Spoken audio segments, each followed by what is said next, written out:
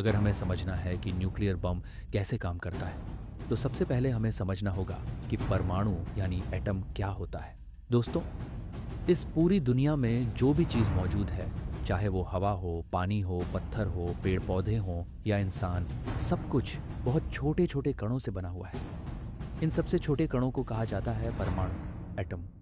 परमाणु इतना छोटा होता है कि उसे हम अपनी आंखों से नहीं देख सकते। यहाँ तक कि सबसे शक्तिशाली माइक्रोस्कोप से भी इसे सीधे देख पाना आसान नहीं होता।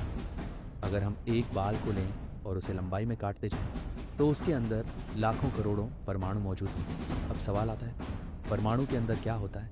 दरअसल हर परमाणु के अंदर तीन मुख्य कण होते हैं: proton, proton, neutron, neutron, electron, electron, proton.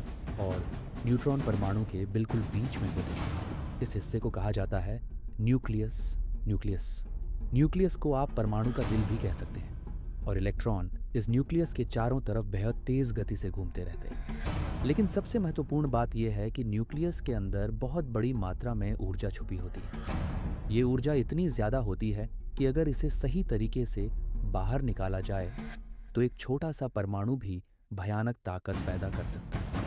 इसी ऊर्जा का उपयोग किया जाता है न्यूक्लियर हथियारों और न्यूक्लियर पावर प्लांट्स में। अब आप सोच रहे होंगे, आखिर परमाणु के अंदर इतनी ज़्यादा ऊर्जा आती कहाँ से है? इस सवाल का जवाब हमें मिलता है आइंस्टीन के एक मशहूर सिद्धांत से। ये सिद्धांत है मास एनर्जी इक्विवेलेंस। इस सिद्धांत को दुनिया के महान वैज्ञानिक अल्बर्ट आइंस्टीन ने बताया था।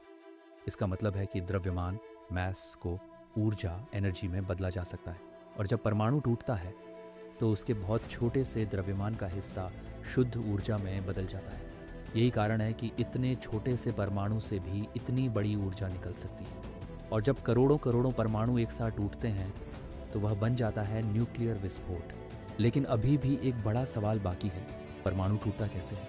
और जब एक परमाणु टूटता है तो कैसे शुरू होती है एक भयानक चेन रिएक्शन?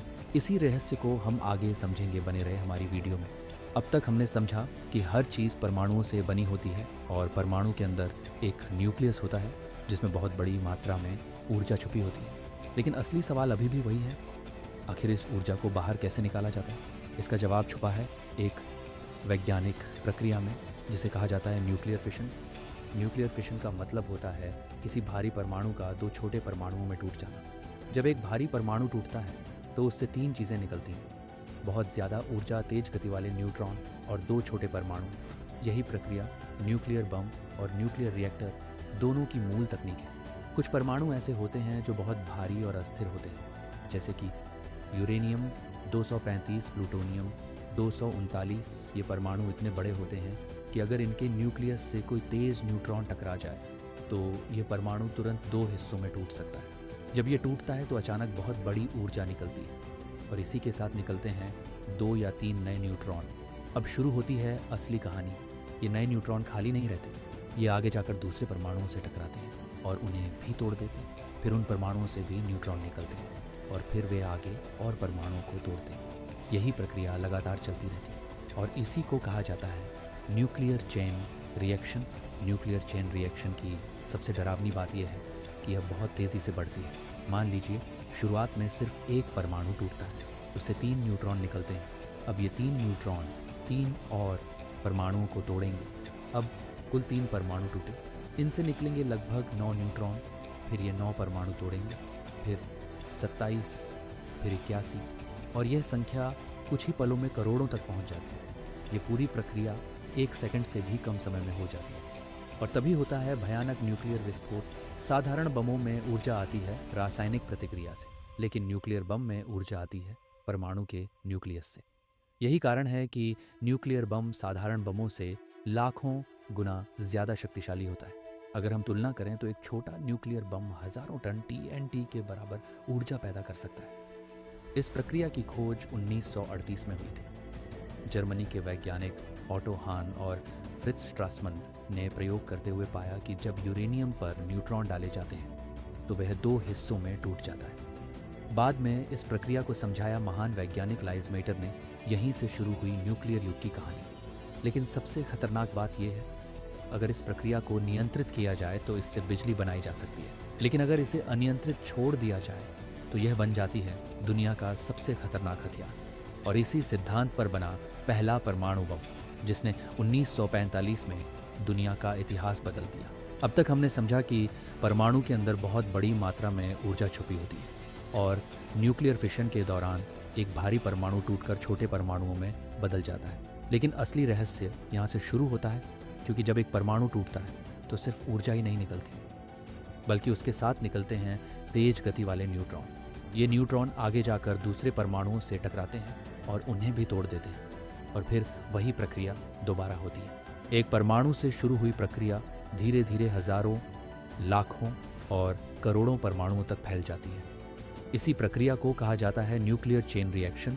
चेन रिएक्शन को समझने के लिए एक आसान उदाहरण लेते हैं। मान लीजिए आपने ज़मीन पर डोमिनो की लंबी लाइन लगा दी।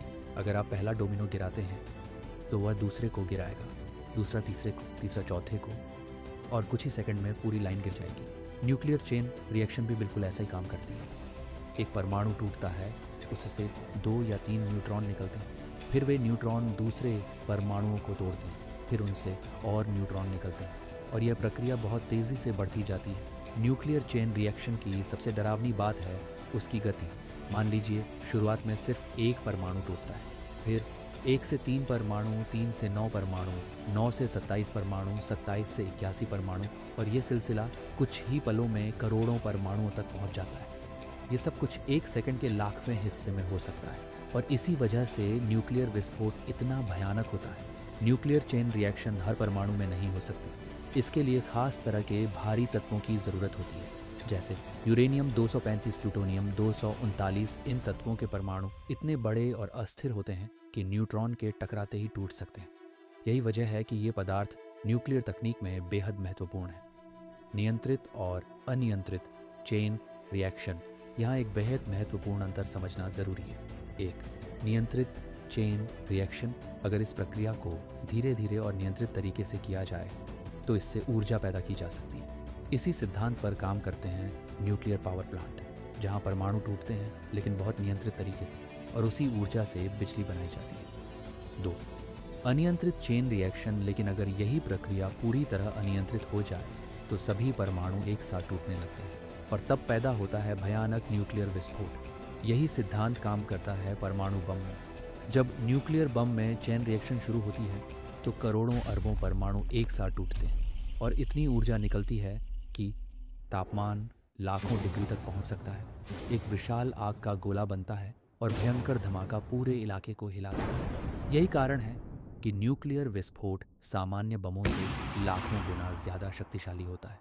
इतिहास का सबसे खतरनाक उदाहरण, दुनिया ने इस शक्ति का असली रूप देखा था 1945 में, जब अमेरिका ने जापान के शहर हिरोशिमा और नागासाकी पर परमाणु बम गिराए थे। इस घटना ने पूरी दुनिया को दिखा दिया कि न्यूक्लियर चेन रिएक्शन कितनी भयानक तबाही ला सकती है। अगला भाग। अब अगला सबसे बड़ा सवाल, जब न्यूक्लियर बम फटता है तो वास्तव में विस्फोट के समय क्या होता है? कैसे कुछ ही सेकंड में आग का विशाल गोला बनता है, मशरूम क्लाउड बनता है और पूरा शहर खत्म हो जाता है? यह हम समझेंगे न्यूक्लियर एक्सप्लोजन प्रोसेस में।